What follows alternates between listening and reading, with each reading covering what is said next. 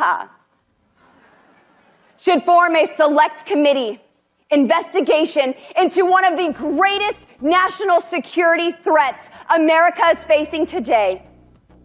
And we know a lot about it already because we have the laptop from hell. But I am calling for a select committee to investigate the law-breaking, crack-smoking, gun-ditching, hooker-loving son of a resident Hunter Biden. Girl, first of all, the word is compromised. Compromised. I really need you to learn how to spell before you start accusing anybody of anything. I just don't get how someone could be a whole elected member of the United States Congress and not know how to spell, or at least have someone who could spell check for you. Lauren, I need you to sit down and get your priorities in check. I'm not a big fan of Hunter Biden, nor do I know enough about him to form an opinion on him, but he's not the president. Who the hell cares what he does? It's no surprise that the families and children of politicians get special treatment, but if you're going to call out the pot for being black, you shouldn't be around kettles. Come on. First and foremost, wasn't your husband charged with the public indecency for exposing himself to two women in a bowling alley? And you're no saint yourself. You were arrested for trying to aid minors who got caught underage drinking and for disorderly driving. Both times you didn't show up to court, and I know you pulled some strings to get those charges dismissed, so you know how to use and abuse the system. I don't see you calling out the Trump family for their misuse of their dad's position, so it's clear that you only care when it's Democrats. Get over yourself. Your party's on trial right now for aiding and abetting an insurrection. Your friend, Matt Gaetz, has an impending child sex trafficking charge. Why not call him out? Or better yet, why don't you focus your energy on actually representing the needs of your constituents? I just really can't with Republicans. They spend all their time screaming and crying about things that don't matter. When it's time to actually change things for the better, they actively stand in the way.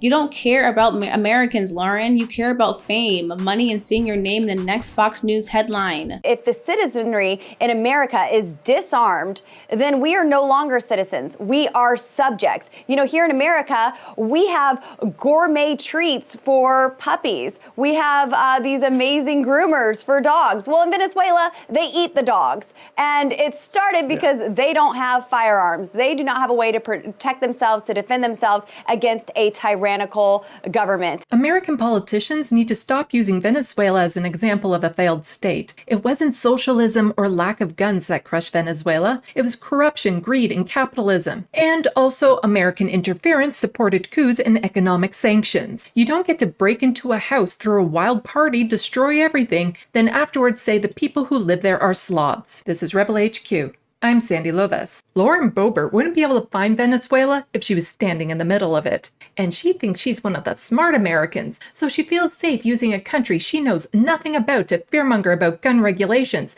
because her supporters will take what she says at face value instead of looking into the issues themselves. It's infuriating watching people like her talk about poverty in other countries while ignoring the crisis in her own country.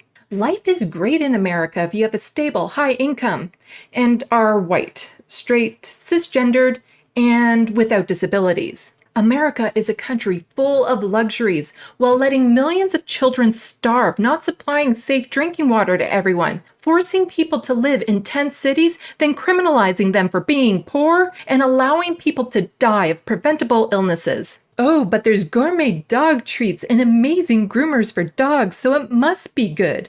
Dogs are treated better than people. Instead of dealing with those issues or the rampant gun violence plaguing the US, Lauren uses fictional stories of what happens when people don't have assault weapons. Not having assault weapons won't lead to dog eating. Up here in Canada, we banned assault weapons back in 2020 and more recently put a freeze on handgun sales. Yet the hot dogs here are still made from meat goo. That isn't dogs. Canada isn't the only country to have these bans, and do you know what they eat in those countries? It isn't dogs.